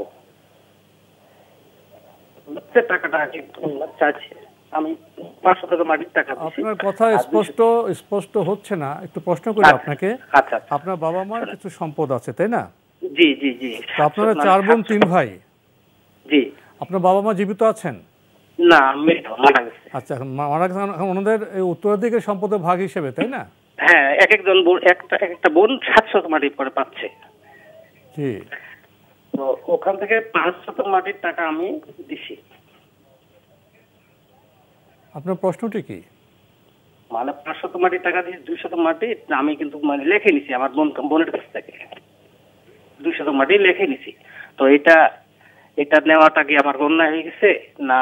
আমার বোন এখন আবার দাবি করতেছে, আমাকে কিন্তু কথা বলছিল যে 200 মাটি তুমি নিবা আর 500 মাটির টাকা আমাকে দিবা। আমরা এভাবে এখন বুঝছি আপনার প্রশ্নটা। আপনার বোন 7% পাবে, তো আপনার মধ্যে এমন কোনো কথা হয়েছিল যে আপনি ওনার বোনের 5% দাম দেবেন, 2% দাম দিতে হবে না, এমন কথা হয়েছিল? হ্যাঁ, এমন কথা হয়েছিল, এটা কথা হয়েছিল। এটা এখন দাবি করতেছে, এখন আবার দাবি করতেছে, এখন তো ওই 200 টাকা দাবি করতেছে। তো এটাকে আমার তো আপনার মধ্যে কথা হয়েছিল, লিখিত কোনো চুক্তি লিখিত হয়েছিল না? না, মুখে কোনো সাক্ষী ছিল? সাক্ষী এমনি বোনগুলো জানে, অন্য বোনও জানে। প্রশ্ন পেয়েছি, ধন্যবাদ আপনাকে, আপনার প্রশ্ন আমরা পেয়েছি। এখন আবার দাবি করতেছে আর কি, এখন না দিলে কি ওনার গুনাহ হবে বা কি হবে? তো হলো বোনের 60% বোন পেয়ে যাবে। এবার বোন এটা নিয়ে যা করবে, বোনের 7%, তার মানে হলো আপনার হলো 14%। আপনার 14% আপনি সন্তুষ্ট থাকবেন, বোনের 7%-এর উপরে আপনার কোনো কিছু নেই। কিন্তু যদি আপনি বলে যে ভাই আমি দেব, এখন সে ওয়াদা না রাখে, এটা জন্য উনি গুনাহগার হবেন। ওয়াদা করেছেন, 2% না দিলেও হবে, এখন আবার দাবি করতেছে। কিন্তু আমাদের সমাজে ওই না জানার কারণে, মূর্খতার কারণে অনেক সময় বলে যে ভাই আমি নেব না, আবার পরে যে আমি নেব। এক কথা, ওনার 7% উনি মালিক। এখন আপনাকে বলছে যে আমি 2% নেব না, 5% টাকা আমাকে দিয়ে দাও। এখন যদি উনি ওয়াদা ভঙ্গ করে এবং যেটা বলছেন সকলের সামনে বলেছে, যদি লিখিত থাকতো তাহলে ভিন্ন কথা ছিল। কিন্তু যদি এখন বলে যে আমারটা আমাকে দিয়ে দাও, আমি দেবো না, তাহলে উনি ওয়াদা ভঙ্গ করেছেন, এটার দায়িত্ব ওনাকে বর্তাবে হবে, এটার পাপ। কিন্তু ওনার 7% উনি মালিক, আর আপনার 14% আপনি মালিক। তাহলে এখন ওনাকে যে 2% অর্থ দেন সেটা দিয়ে দিতে হবে। প্রশ্ন নেওয়ার আগে একটি বিষয় আপনাদের জানাতে চাই। পবিত্র রমজান উপলক্ষে প্রতিদিন সন্ধ্যা 6:40 আপনার জিজ্ঞাসা অনুষ্ঠান এনটিভিতে সম্প্রচার হয়ে থাকে। আপনারা প্রতিদিন সন্ধ্যার 6:40 আপনার জিজ্ঞাসার যে অনুষ্ঠান সম্প্রচার হয়ে থাকে, সেখানে প্রশ্ন করতে পারেন এবং প্রশ্নের মাধ্যমে আমাদের অনুষ্ঠানকে আপনারা সমৃদ্ধ করতে পারেন। আর রমজানে শুক্রবারের 10:40 যে আপনার জিজ্ঞাসার লাইভ অনুষ্ঠান, সেটা ইনশাল্লাহ অব্যাহত থাকবে। আমরা প্রশ্ন নিচ্ছি। আসসালামু আলাইকুম, প্রিয় দর্শক, আপনার পরিচয় দিয়ে প্রশ্ন করুন। লাইনে আছেন? হ্যাঁ, ইনশাআল্লাহ আছি।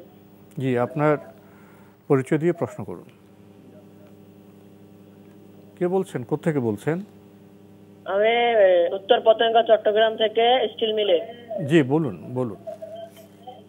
আপনার প্রশ্ন করুন। আমার প্রশ্নটা হচ্ছে,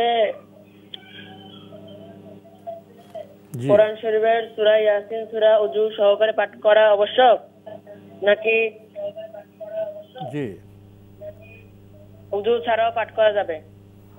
আর কোনো প্রশ্ন আছে?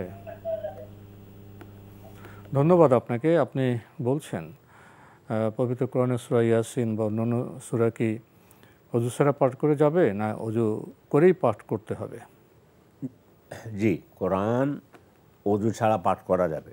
সূরা ইয়াসিন হোক, আর রহমান হোক, ওয়াকিয়া হোক, যেটাই হোক, সূরা ফাতিহা, কোরআনের যে কোনো অংশ যদি অজু নাই পাঠ করে মুখে সেটা পারবে, কিন্তু যদি টাচ করতে হয়, মাসহাব এভাবে আমাদের সামনে তো আছে, এটা খুলে পড়বে তাহলে কিন্তু অজু করা লাগবে। এমনি মুখস্থ পড়লে অজু লাগবে না, কিন্তু যদি পবিত্র কোরআনের টেক্সটটা যদি নিয়ে আমি পড়ি তখন অজু লাগবে, তখন অজু করা লাগবে। কারণ আল্লাহ তাআলা কোরআনে কারীমে বলেছেন লা ইয়ামাসসুহু ইল্লাল মুতাহহারুন, কোরআন যেন স্পর্শ না করে তবে যারা পবিত্র। তো এই দৃষ্টিকোণ থেকে স্পর্শ করতে হলে, দেখে পড়তে হলে, এইভাবে খুলে পড়তে হলে অজু করা লাগবে। আর আমি যদি এমনি পড়ি আউযু বিল্লাহি মিনাশ শাইতানির রাজিম বিসমিল্লাহির রহমানির রহিম ইয়াসিন ওয়াল কোরআনিল হাকিম, অজু ছাড়া জায়েজ। আমরা বিষয়টি জানলাম। প্রিয় দর্শক, নতুন প্রশ্নে যাচ্ছি। আসসালামু আলাইকুম, পরিচয় দিয়ে প্রশ্ন করুন। ওয়ালাইকুম আসসালাম। আসসালামু আলাইকুম ওয়া রাহমাতুল্লাহ। ওয়ালাইকুম আসসালাম ওয়া রাহমাতুল্লাহ। আমার প্রশ্ন হচ্ছে, আমার এক হানাফি মাযহাবের এক হুজুর দীর্ঘদিন একটা মসজিদে নামাজ পড়াতেন। হঠাৎ করে তিনি ওই যে লামাযহাবি বা মোহাম্মদী বলে যাদের, ওই মসজিদে তিনি নামাজ পড়তে যান। হঠাৎ করে দীর্ঘদিন হানাফি মাযহাবের মসজিদে নামাজ পড়িয়েছেন দীর্ঘদিন, কিন্তু কোনো এই মসজিদের মুসল্লিদের সাথে কোনো কথাবার্তা না বলে, কিছু না বলেই তিনি অন্য মসজিদে নামাজ পড়েন। তো নামাজ পড়ান বা নিজে নামাজ পড়েন, আজান দেন, নামাজও পড়ান অন্য মসজিদে, যে মসজিদে যে মোহাম্মদী মসজিদ বলে বা আহলে হাদিস মসজিদ বলে যেটা, ওই মসজিদে নামাজ পড়ান।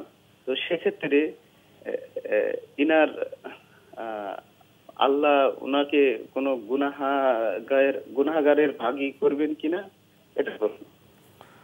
ধন্যবাদ আপনাকে। আর কোনো প্রশ্ন আছে? জি না, ধন্যবাদ। ওনার প্রশ্ন স্পষ্ট। এক ইমাম সাহেব, উনি হানাফি মসজিদে নামাজ পড়াতেন দীর্ঘদিন। হঠাৎ উনি লামাযহাবি বা ওনার নানা বর্ণনা দিয়েছেন, আহলে হাদিস ইত্যাদি, ওই মসজিদে এখন নামাজ পড়াচ্ছেন, আজানও দিচ্ছেন। এতে কি ওনার গুনাহ হবে? প্রথমত একটা বার্তা আমাদের দর্শকদের জন্য, মসজিদকে আমরা ভাগ করে ফেলেছি। এটা হানাফি মসজিদ, এটা অমুক মসজিদ। মসজিদ মসজিদ, আল্লাহর ঘর। ওয়ান্নাল মাসাজিদা লিল্লাহ ফালা তাদউ মা আল্লাহি আহাদা। পৃথিবীতে যত মসজিদ আছে সকলগুলো আল্লাহর জন্য। ফলে সালাত আদায় করতে গিয়ে হয়তো একজনের মধ্যে এই কমতি আছে, আরেকজন এটা ভালো আমল করেন, মসজিদে আমরা ভাগ করব না, মসজিদ মসজিদ। তো উনি এমন যদি হতো যে আগে একটা মসজিদে চাকরি করতেন, ইমামতি করতেন, এখন চাকরি বাদ দিয়েছেন, চাকরি বাদ দিলে একটা সৌজন্য আছে যে ভাই আমি এই কারণে এখানে চাকরি করব না, আমি চলে যাচ্ছি। এবার তিনি তো নামাজ তো পড়বেন, উনি তিনি কোথায় নামাজ পড়বেন? যদি পাশে আরেকটা মসজিদে উনি ভালো মনে করেন পড়লেন, কোনো অসুবিধা নেই। কিন্তু সৌজন্যবোধটা উনি পড়তেন, মুসল্লিদের সাথে কথা না বলে আরেকখানে চলে গিয়েছেন, এটা ওনার সৌজন্যবোধ এর মধ্যে কমতি আছে বলে আমরা মনে করি, তিনি যেই হোক। কিন্তু আমরা মসজিদকে ভাগ করব না। আমি যে মসজিদে দাঁড়িয়েছি, আমি রাসূল সাল্লাল্লাহু আলাইহি ওয়াসাল্লাম বলছেন সল্লু কামা রাআইতুমুনি উসাল্লি, সলাত আদায় করো যেভাবে আমি সলাত আদায় করি। ফলে সেই সলাত আদায়ের মধ্যে কমতি থাকলে আমি ওনাকে সুন্দরভাবে বলবো যে ভাই আপনার আমলের মধ্যে এখানে একটু কমতি আছে। রাসূল এই কাজটা এইভাবে করতেন, সলাত আদায় এটা করতেন, সহিহ হাদিসে এভাবে এসেছে। এটাই আমার মনে হয় সবচেয়ে উত্তম।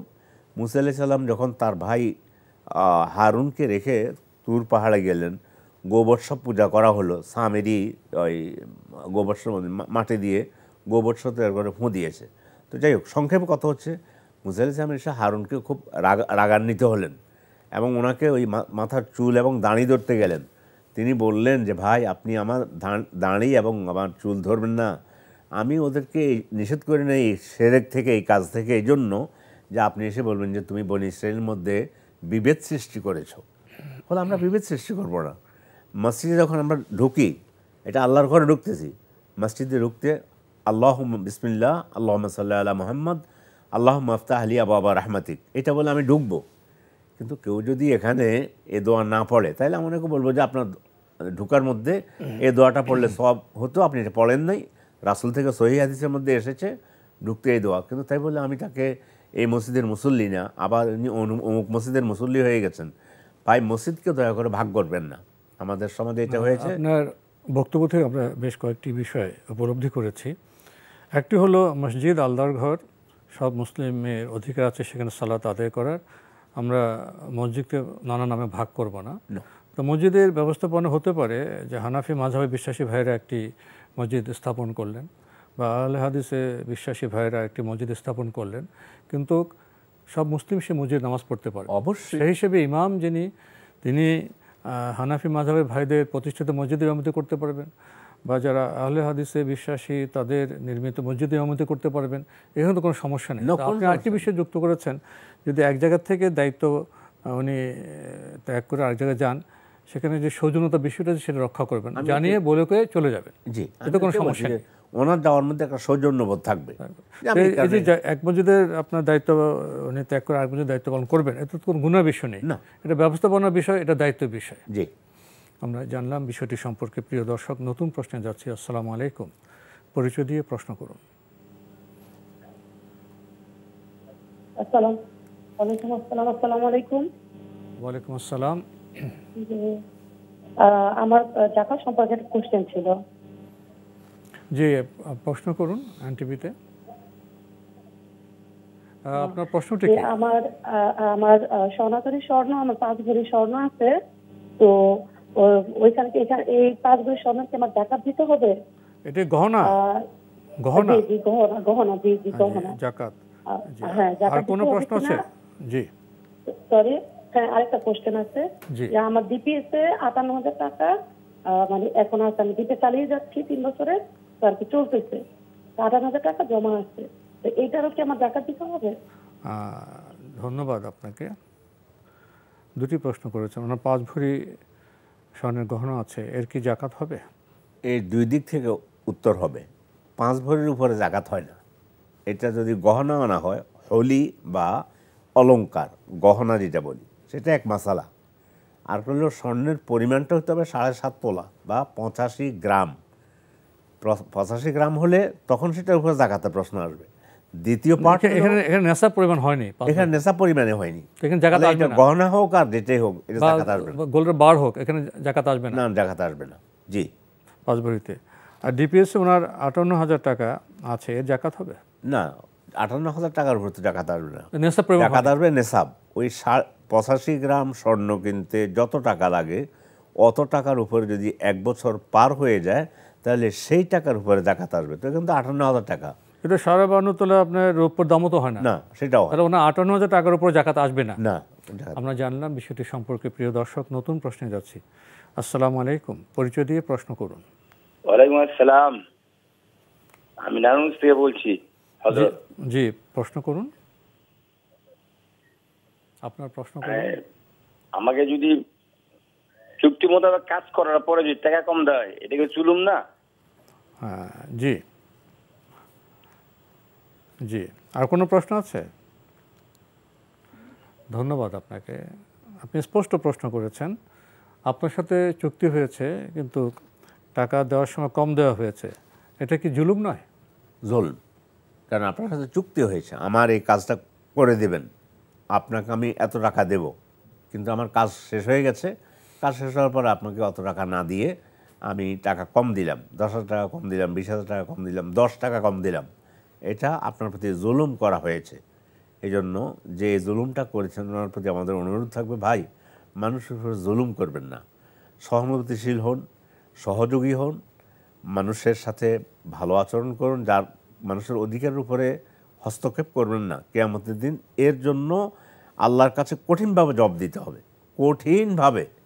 আর যেভাবে বলছেন, হ্যাঁ আপনি যা বলেছেন আপনার উপর জুলুম করা হয়েছে, যেহেতু চুক্তি অনুযায়ী যেটা দেওয়ার কথা সেটা দেয়নি। তাহলে ইসলামের যে বিধান সেটা যদি উনি বলছেন, জানেন, তাহলে তো ওনার দায়িত্ব হবে দ্রুত যে টাকা কম দিয়েছেন সেটা ওনাকে পৌঁছে দেওয়া, পরিশোধ করে দেওয়া, পৌঁছে দেওয়া। অবশ্যই আমরা জানলাম বিষয়টি সম্পর্কে। প্রিয় দর্শক, নতুন প্রশ্নে যাচ্ছি। আসসালামু আলাইকুম, পরিচয় দিয়ে প্রশ্ন করুন। লাইনে আছেন?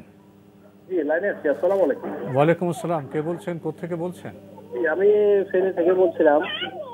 আসলে আমি জানতে চাচ্ছিলাম ওই যে আপনার সুদের টাকা কি জাকাত হবে কিনা, কারণ আমার অনেক ভাই বোনরা বলতেছেন ডিপিএস এর টাকা আছে, এখন ডিপিএস এর টাকা রাখায় তো ওখানে তো এটা আসলে সুদ, এখন সুদের টাকা কি জাকাত দিলে এটা কি হবে কিনা, এটা কি জায়েজ আছে? মানে ডিপিএস এর টাকা জাকাত না? জি, ডিপিএস এর। যার কোনো প্রশ্ন আছে? না, আর কোনো প্রশ্ন নাই, কিন্তু ডিপিএস এর টাকা থেকে যেটা হয় এটা তো সুদে আসে, এখন সুদের টাকা কি জাকাত দেওয়া যাবে কিনা? জি জি জি জি ধন্যবাদ আপনাকে। আপনার প্রশ্ন স্পষ্ট হয়েছে। আপনি যেখানে ডিপিএস করেছেন সেটা সুদযুক্ত, তো এই টাকার কি জাকাত হবে? আপনি সুদযুক্তের সাথে গেলেন কি জন্য? সুদের টাকা দিয়ে জাকাত আদায় করলেও হবে না, সুদের টাকার উপরে জাকাতও হবে না। এটা দুর্গন্ধ, এইটা হারাম, এটা আল্লাহর সাথে মানে যুদ্ধ ঘোষণার সামিল। এ সম্পর্ক বলছে আল্লাহ রাসূল সাল্লাল্লাহু আলাইহি ওয়াসাল্লাম, ইন্না লির-রিবা ইসনাইনি ওয়া সাবঈনা হুবা আইসারুহা আন ইয়ানকিহা আর-রাজুলু উম্মাহু। সুদের ৭২টি অপরাধ রয়েছে, ন্যূনতমটা হচ্ছে মায়ের সাথে জেনা করার মতো। তো ডিপিএসের জন্য এখন বিভিন্ন ইসলামী শরিয়া ভিত্তিক ডিপিএস করার সুযোগ আছে, সেখানে তো করা দরকার ছিল। এখন এই জাকাত দেবেন কি না, এখন সুদ যত টাকা আসছে সেটা জাকাত দেবেন না, যেটা মূলধন হালাল সেটা যদি নেশাব পরিমাণ হয় মূলধনের উপরে জাকাত দিয়ে দেবেন। সুদ যেটা আসছে ওটা জাকাত দেবেন না, আর ওই টাকা দিয়ে সুদি টাকা দিয়ে জাকাত দিলেও জাকাত হবে না, আদায় হবে না, দেওয়াও দরকার নেই। জানলাম বিষয়টি সম্পর্কে। প্রিয় দর্শক, নতুন প্রশ্নে যাচ্ছে। আসসালামু আলাইকুম, পরিচয় দিয়ে প্রশ্ন করুন। আসসালামু আলাইকুম। ওয়ালাইকুম আসসালাম। জি, আমি মোহাম্মদ সাখাওয়াত হোসেন থেকে। জি ভাইয়া বলুন। জি, আমরা ওই যখন ওযু করি তখন তো ট্যাপ ছেড়ে দিয়ে ওযু করি, হ্যাঁ, তো পানির অপচয় হয়, যার কারণে নিচে ধরেন একটা বালতি রাখলাম। তো এই ওযু করা এই পানিটা কি নাপাক হবে কিনা, বা এই পানিটা কি পরবর্তীতে ব্যবহার করা যাবে কিনা? আর কোনো প্রশ্ন আছে? আর আরেকটা প্রশ্ন হচ্ছে যে মিউজিক তো হারাম, মানে গান বাজনা। তো ইদানিং দেখি যে অনেক অ্যারাবিক মানে আরবি ভাষায় কিছু হামদনাত আছে যেগুলো মিউজিক দিয়ে হচ্ছে করা হয়, তো এগুলো কি শোনা কি জায়েজ কিনা? ধন্যবাদ আপনাকে, আপনি খুব সুন্দর দুটি প্রশ্ন করেছেন। আপনার প্রথম প্রশ্ন, শহরে তো ট্যাপ দিয়ে অজু করেন, আপনার বিবেচনায় এতে অনেক পানির অপচয় হয়, তো নিচে একটি বালতি রাখেন, সেই বালতিতে পানি যেটা আসে জমা হয় সেটা কি নাপাক, বা সেই পানি কি কোনো কাজে ব্যবহার করা যাবে? এই ব্যাপারে বড় বড় ইসলামিক স্কলাররা বলছে যে একটা হাদিস সহিহ হাদিসের মধ্যে আসছে, বান্দা যখন ওযু করে তখন তার পাপগুলো ঝরে পড়ে। তো সেই পানি আর আপনি, যেহেতু পানির তো আমাদের দেশে অভাব নেই, বালতিতে যেটা পড়েছে সেটা আর ব্যবহার করতে যাবেন কী জন্য?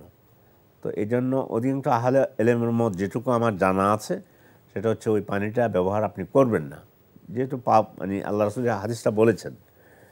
আর এটা কিন্তু অন্যান্য ওই অপবিত্র যে সমস্ত জিনিস, প্রস্রাব পায়খানার মতো, ওইভাবে অপবিত্র, মানে এটা নিজে নাপাক না, কিন্তু এটা নাপাকে পরিষ্কার করার যোগ্যতা থাকে না। হ্যাঁ, ওইটাই আর কি।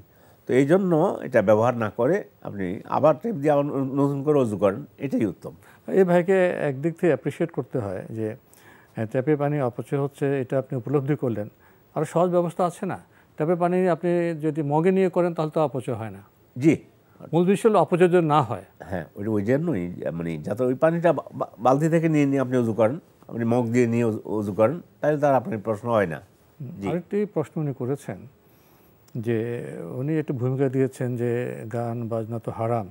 আজকাল দেখা যায় অনেক অ্যারাবিক টিউনে বাজনা যুক্ত থাকে, তো সেগুলি শোনা কেমন হবে?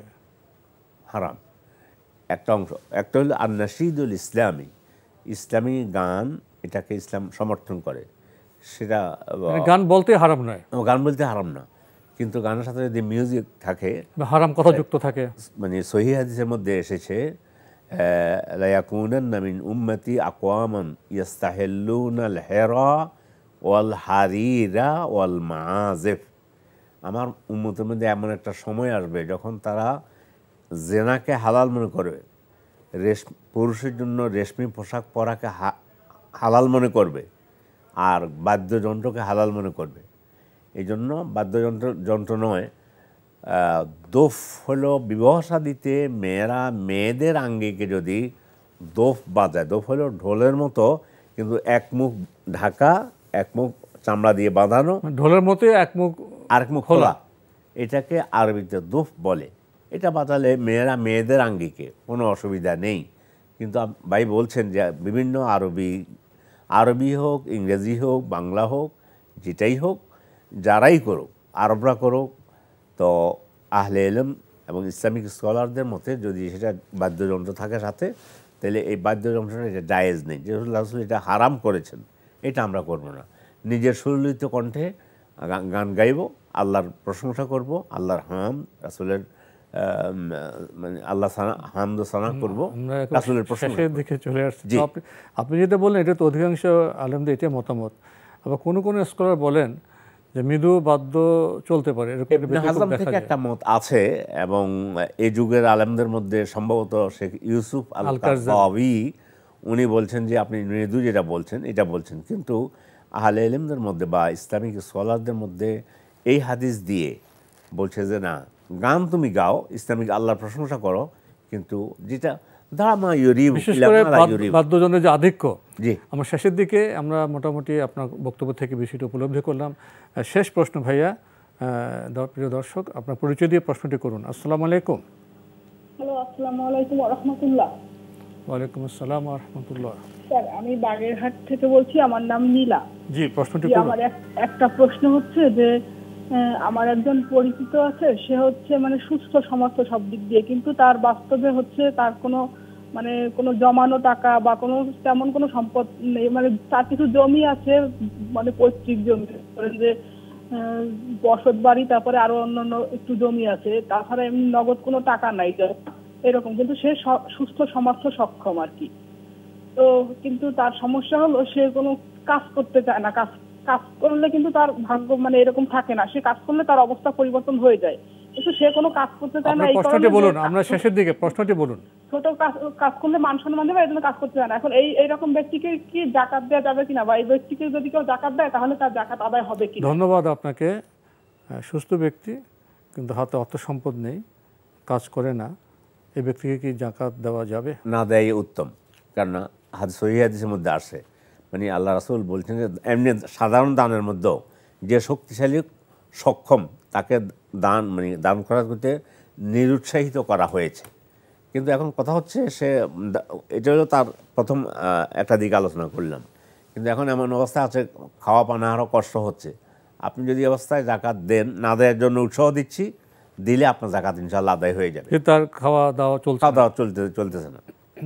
আমরা জানলাম বিষয়টি সম্পর্কে। প্রিয় দর্শক, সময়ের কারণে আমরা আজকের প্রশ্ন নিতে পারছি না, তবে আপনারা আপনার জিজ্ঞাসা অনুষ্ঠানটি আমাদের অনলাইনেও দেখতে পারবেন। ভিজিট করুন www.ntbbd.com।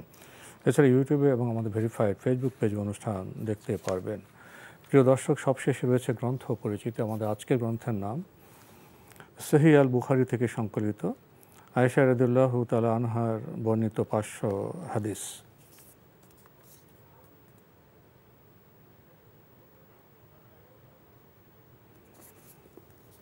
এই হাদিস গ্রন্থটি সংকলন করেছেন মুআল্লিমা মুর্শিদা বেগম, আর প্রকাশ করেছে ইসলাম হাউস পাবলিকেশন। দীর্ঘসূচি রয়েছে।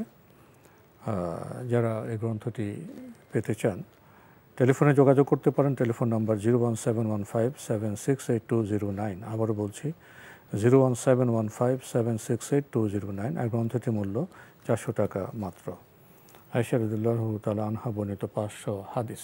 জি, আমি বইটা কেনার জন্য দর্শকদেরকে এই জন্য বলবো, এখানে কিছু কিছু বিষয় আসবে, এবং সহিহ বুখারী থেকে নিয়েছে তো কিছু কিছু বিষয় আছে যেগুলো রাসূলের স্ত্রীদের থেকে যে সমস্ত হাদিসে এসেছে, একান্ত জীবনের কথাগুলো অন্য কোনো সাহাবী থেকে পাওয়ার সুযোগ নেই। একবার ব্যক্তিগত পারিবারিক যে বিষয়, পারিবারিক জীবন, স্বামী স্ত্রীর একান্ত জীবন সম্পর্কে, ফলে এই বইটা পড়লে সেই বিষয়গুলো আমাদের দর্শকরা জানতে পারবেন। এই জন্য আমি কেনার জন্য উৎসাহ দিচ্ছি। তো আজকে আমাদের এখানে শেষ করতে হচ্ছে। আপনাকে অনেক ধন্যবাদ। ধন্যবাদ আপনাকে এবং এনটিভি পরিবারকে। প্রিয় দর্শক, আজকে আমরা আপনাদের প্রশ্নের আলোকিত হয়েছি। ইনশাআল্লাহ আগামী জুমাবারও আমরা আপনাদের সাথে মিলিত হব। রমজানে প্রতিদিন সন্ধ্যা 6টা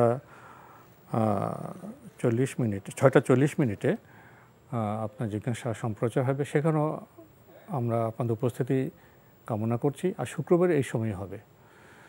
মহান আল্লাহ আমাদের সবাইকে নিরাপদে রাখুন, রাখুন শান্তিতে। আসসালামু আলাইকুম। আল্লাহ আমার রব, এই রবি আমার সব, দামে দামে তন মনে তারি অনুভব। তোমার দুনিয়াতে আমি যেদিকে তাকাই, অথই নিয়ামতে ডুবে আছি সবাই। পাক পাখালির গান